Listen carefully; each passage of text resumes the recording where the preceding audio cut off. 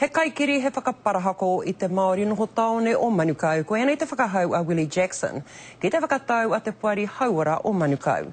Mo te tuku I te kiri mana whakahaere I te kaupapa āwhinei te hunga haua o Pacific Care ki tētahi atu. Nā Willie Jackson rau ko John Tamihere o Waipareira Trust. I tuku tētahi tono, engari ko te whakatau a te puari hauara ki hai tā rātai tono I eke ki ngā hiahia a te puari. Ahua tērā kai te whakahetonu a Willie Jackson.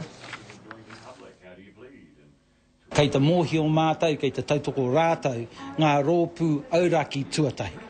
Kei te he tēnā, e tukana ki te whakatako tō te wero I nānei, a kia rātou, ki te haere ki te tribunara, me te komihana human rights, me te race relations pia. Hei whakakaunua I te māramatanga mo tā mātou kaupapa I nanahinei e pāna ki te marae o Hoani Waititi. Ko te kōrero I puta I a mātou, he hia rau mano tāra ka whakawhiwhia e te kāwanatanga ki te marae o Hoani Waititi mo te whakahaere hōtaka hāpori. Ai heke I ho te kai ārahi takirua o te pāti Māori a Peter Sharples. Hei hia manaitawa marae, he whātau ki muri I tana ungātu ki te Pāremata.